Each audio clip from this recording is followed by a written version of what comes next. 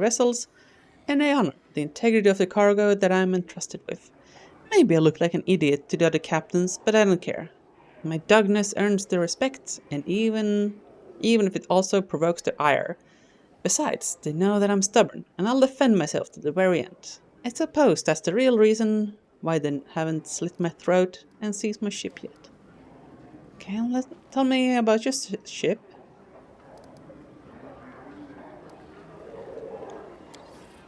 Starcatcher III, as you can guess by her name, is not the first ship I have captained, but she is without doubt the most technologically advanced, and she has been through the most amazing adventures. She's the most reliable and neat vessel you can find in the Midnight Isles. She and I have been through serious hardship more than once, but my ship has never failed me. Once Starcatcher III even made a short raid to the Rift of the Repose, the place where the souls of murdered demon lords slowly disintegrate, imprisoned inside crumbling stone sculptures. Plus, I should also note that Starcatcher III has a unique reputation in these parts. She has never participated in pirate raids, never transported smuggled goods or slaves, never passed by other vehicles in distress without providing help, and never been in service to any of the demon lords. I can't think of any other ship in the Midnight Isles that enjoys such a good and honest reputation. Jeez! I feel like she's in the wrong realm. Who works on your ship? Hand-picked my crew, okay.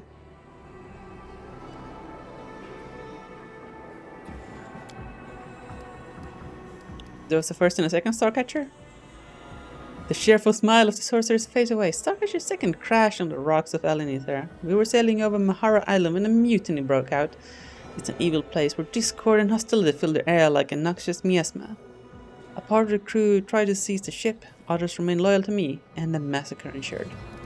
Defending myself, I had to fight my friends till I was the last one standing, the last survivor. All by myself, I managed to guide my ship to Alinethia.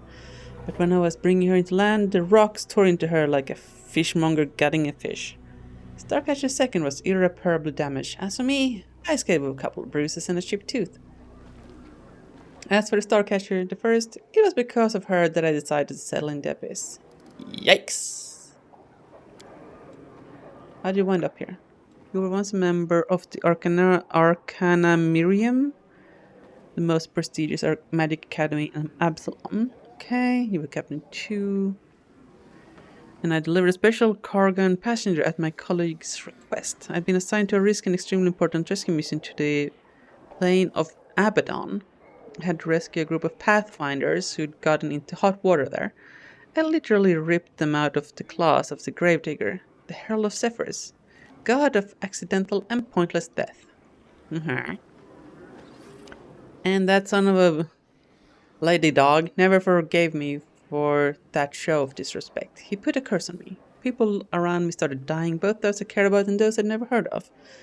News of horrible, pointless, tragic accidents that cut lives unnaturally short followed me wherever I went. But nothing happened to me. I managed to get out of trouble, any trouble, without a scratch. Even when violence raged all around, I tried to get rid of my curse, but no one could lift it. Soon after that, Starcatcher I was wrecked in a terrible storm.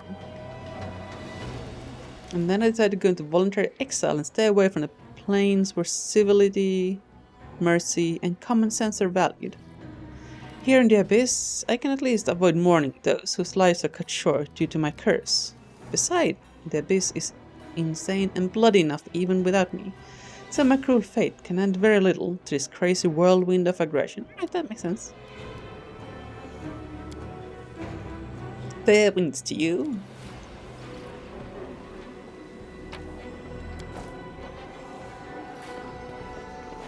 Okay. Loot everything that isn't nailed down. Hey, Burgess, what's up? A wrinkled demon with broken fangs and missing eyes, and a missing eye stands before you. The eye socket is occupied by a large, squirming, multi-legged insect, yet it seems not to cause the demon any discomfort. He greets you with a venom in his tongue. Welcome to the bad luck. I'm Burgess, the innkeep. Our establishment upholds a high standard of service when it is in that it's better to eat and drink here instead of a ditch. Sleep here at your own risk, Drown the rest of your life in cheap swill or purchase goods of the highest quality and dubious origin. We accept payment in gold and slaves. Alright. Oh, we can sell stuff here. Okay. So we should probably do that, honestly. Before we talk business, can we have a glass of something to celebrate not being dead? Innkeep, bring out your strongest stuff. You're looking at Galaren's finest crusaders, and we're here to drink. 2,000 coins! Fine. A tanker of bubbling liquid appears in your and Wendog's hands. The drink smells of tar and soot. Wendog looks around, her eyes burning with curiosity. Yeah, we've come a long way from home, but I like the madness of this place. Maybe we'll kill someone today, right here in this inn, you and me. Meeting your gaze, Wendog gives you a teasing wink. So what should we drink to?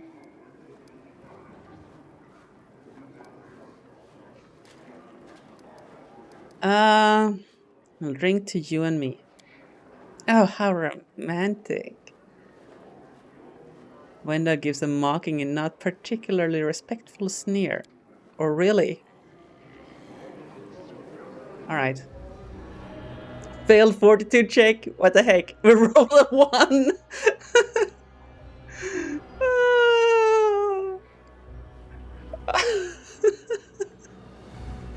All we had to do was not roll a 1. Come on, game. A colossal invisible hammer crashes down on your head, knocking away all your thoughts. Your arms and legs go numb, and an insidious, suspicion-looking haze clouds the outside world. The booze in your tanker smirks and then winks and says, "Look, it's time for someone to hit the sack. Right, mistress?" Look like you... Hey, mistress, can you hear me? Looks like you've had enough for today. Come on, I'll help you to your bed. The light fades and you begin to fall into the blackness closing around you. You're plunging to the very heart of the abyss.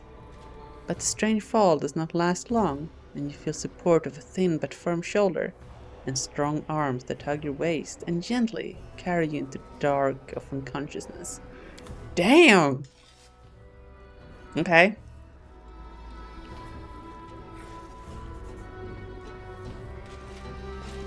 Well, that was a thing.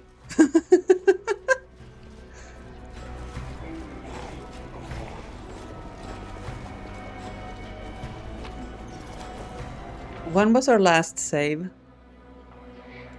Outside?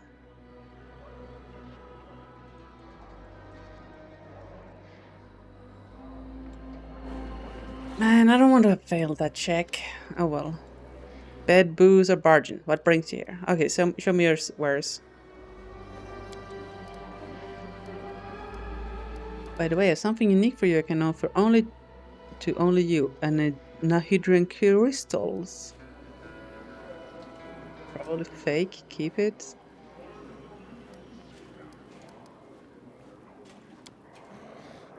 It could be fake, or it could be the best deal of your life. Only one way to find out, eh?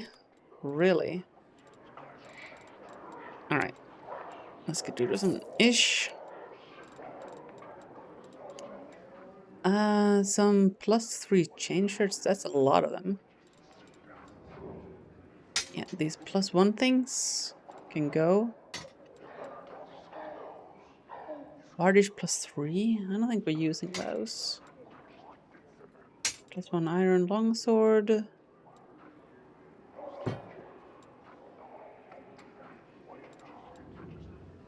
I think we're using these either, right? Let's just get rid of them. These shields. +2 breastplate.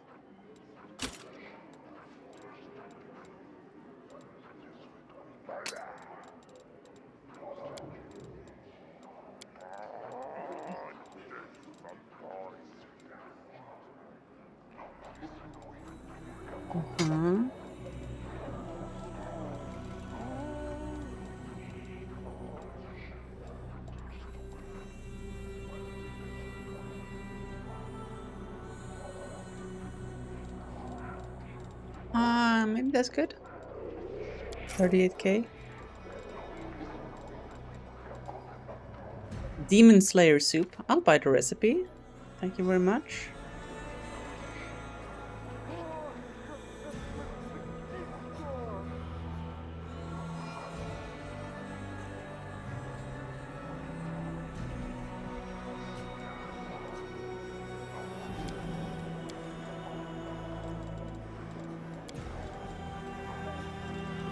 Magical acorn.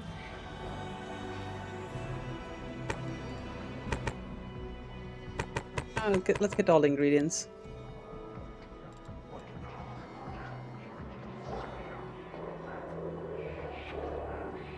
I like the quotation marks. Nahindrian crystal. 50k? I mean, that's gotta be a scam, right? He doesn't know us. He has no reason to offer that to us. Unless it's a scam, right?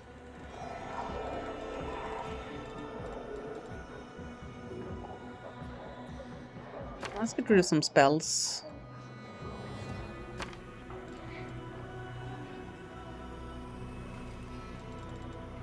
Hmm.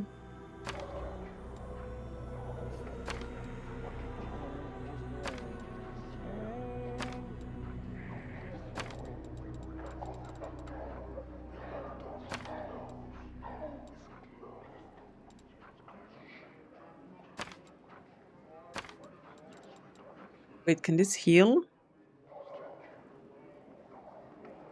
Ah, that's a heal. We can keep those.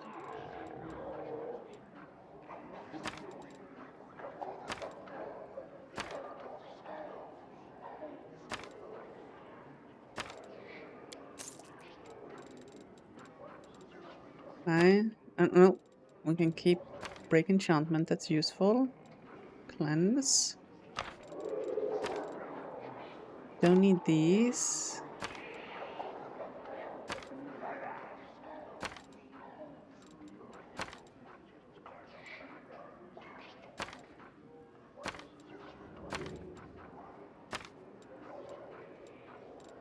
Okay. Maybe that's enough for now.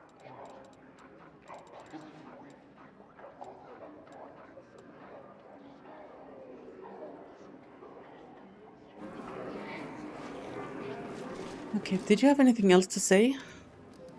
Where can I find Nocticula? The demon goggles, then burst into deafening laughter. Tiny bugs fly out of his mouth. Wiping away bloody tears and giggling, he grabs his particular nimble insect and tosses it back down his gullet. You can find her in the palace, mortal. Thing is, she won't just see anyone.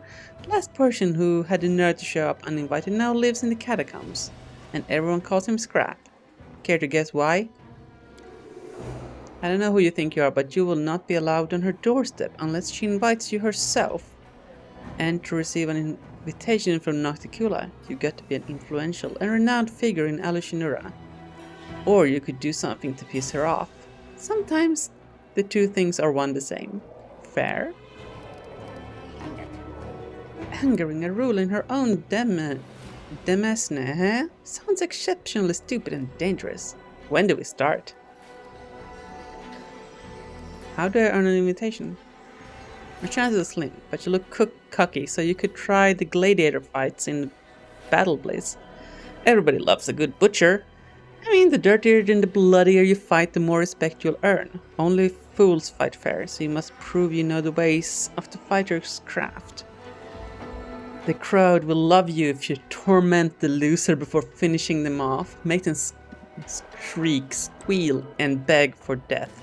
I mean, we're good with that. And then you can count on having the fight of your life. You will face a Nahidrian League champion. Your death will be a symphony of suffering the audience will forever remember.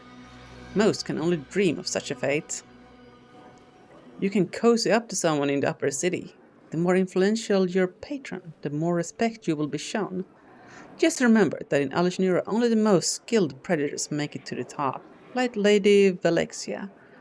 More often than not, their offer of friendship is an introduction to their intrigues, and they will get into your head, twist your thoughts, make you hate yourself, and make you destroy everything you ever loved with your own hands. That's their idea of fun. If you know how to, shall we say, solve problems, you could try to get under Shamira's wing. She presides over the harem of ardent dreams in the middle city and rules Alishnira. Lady Nocticula does not stoop to such trifles herself. Commanding the city is dirty, bloody work, and Shamira is always in need of capable assistance, especially since she changes them as soon as they start to reek of her dark deeds. Gotta check the purity on these so-called Nahidrian crystals. Wait, what do you mean? Walk through the slums. Everyone you'll see there tried to climb higher but fell into a trap. There are plenty of warnings in their incoherent ramblings. Okay. Tell me the latest rumors. No problem, have a drink and we'll talk. 500 golds. Sure.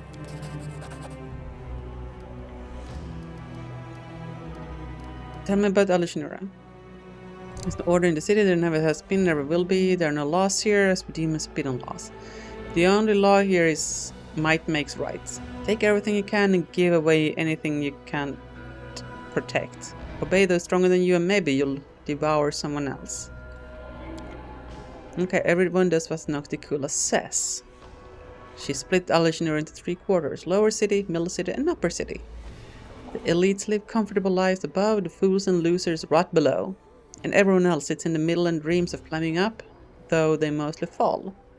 Okay, each quarter is walled so that no one goes anywhere they shouldn't. Guards watch the gates. Although in truth, the guards are just a bunch of the most vicious and violent demons who carry out Nocticula's commands. If someone cuts you down in front of them, they won't interfere, unless she orders them to. Then again, if you decide to bash someone's head in, they won't concern themselves with it. Okay, the only reason they might chase you away is if they want to loot the corpse themselves.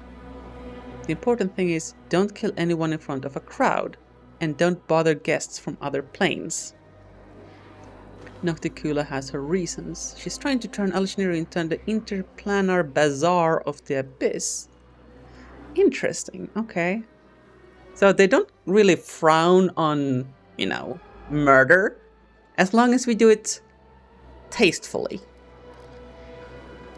And as you walk around Alishnira, keep track of the time. Oh, notice on Tarzan, don't waste your time sense. Watch the time as if you were in a jungle and the predator was lurking in the bush. It might pounce on you and freeze you in place, still in days, months, even years. You wouldn't notice any changes, and everyone around you would grow old and forget about you. In the abyss, time is a fickle and unruly thing. Okay. Tell me about this quarter. Demon points a bottle of liquor. Imagine Alishnira is this bottle. Okay, the lower city is the bottom. The explanation is quite apt. The bottom of the bottle is coated with foul-looking scum, and a dead insect with 2 fanged mouths is stuck to it, okay? A cesspit. If someone or something needs to be eliminated, they send it to the lower city, okay? They say the arena is the heart of the quarter. But that's nonsense. This whole quarter is one massive arena. Everyone here is a murderer, a thief, and a scumbag. The bloodshed never ceases, and the denizens of Alishnira watch it with delight, and wager on who will emerge from this lake of blood. You may think of the slums as a useless appendage, but they are the main source of entertainment for the city. Okay. Tell me about the other quarters of the city. The middle city is all about trade. The 10,000 delights offer sex. The flesh markets deal in slaves and weapons. The mercenaries and assassins sell the death of enemies. The most successful business person of all is Shamira at the harem of ardent dreams. Our merchandise is Nocticula's favor, and the favor of the powers that be. Okay, chat, I need opinions. What do you think we should do? Should we go, gladiator battle arena? Which I feel like, as a mage, we might have a chance at. Or do we go talk to this harem lady? Or what was the third option? Well, let me know what you think while I finish this lore dump here. The upper city is for those who already have everything and have no use for trade. Imagine if you were a creature of divine power that could live in a complete comfort, free of almost all limits. That's the kind who live in the upper city. You'd be wise to stay away from them. In the lower city, they'll just kill you and defile your corpse. In the upper city, they'll pull your soul out through your nostrils with a red-hot needle, cook it into a stew, and then force you to eat it and wash it down with a cocktail made from your eyes and marrow. Yeesh! Are there many folks from Galarian here? Quite a few, but most of them wear special accessories. The demons draw an imaginary circle around his neck. They're slaves, is what I mean. Or meat, sometimes. We do get some free ones from time to time, scum, as a rule. The only type who can survive amongst demons. Your kin, gnomes, are a common sight here. Some come of their own will, looking for adventures, others are slaves. Quite a lot of slaves, actually. Gnomes are fun. Everyone in Alichinara knows that. You can talk to a gnome, into all kinds of crazy stuff, especially if they already have a strand or two of white hair on their heads. Yeesh! One last thing, mortal. You must have noticed that Alichinura was not built for your kind. It would be easy for you to get lost in our streets and die an inglorious death if you don't know how to fly or teleport. But why should I want you to die while you're still drinking? Take this. If you lose your way, take it to any arch and it will teleport you here. Not the coolest idea. To aid guests from other planes such as yourself. Okay. I'm leaving. Then piss off, stranger. Okay, fine. Jeez, rude! Okay. Let's go to outside. Oh, skeleton. What were you doing over there? Okay. Casual lava. Oh! The sound around you fade and the world is plunged into an eerie silence. Street noise never ceases in Alichinara, but even it has disappeared. You're surrounded by thick and impenetrable darkness from which the three pairs of shimmering eyes observe you.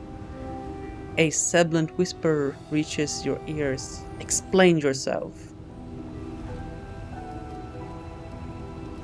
Who are you and what do you want from me? Many questions, few answers. Nazirius? I am Nazirius. I kill. Ah, my kind of customer. The monster's whispered hiss sounds more like an icy blast of wind than human speech. It is impossible to say whether it's boasting, threatening, or simply stating a fact. Minago, the Lilith, purchased your death. Incomprehensible. You are mortal. Killing you is easy. Why did she not kill you herself? Why me? A trap? An opportunity? An enigma?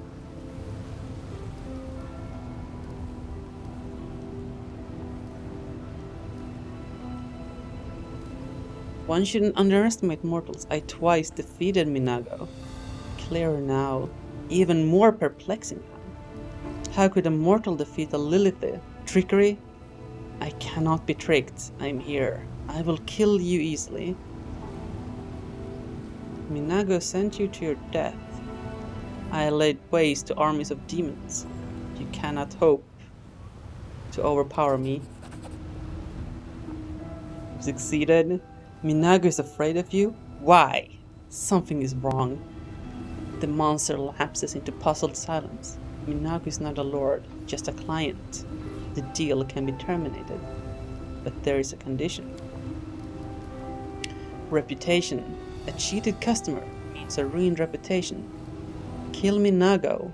No client, no contract, no problem.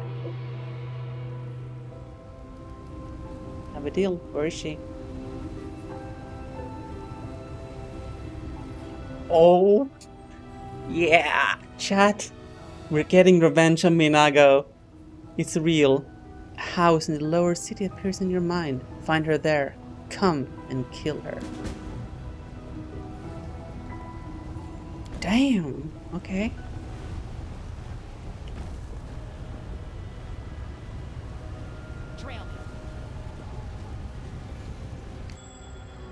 Wait. Perception check. Lived!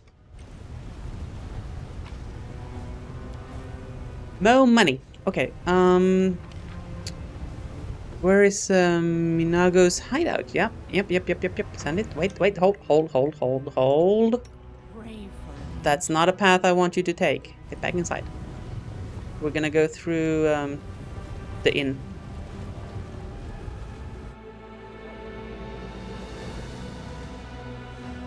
Is this where the other door was? Yep.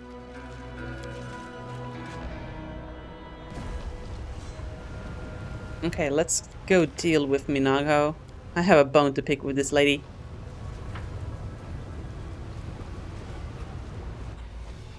After we save.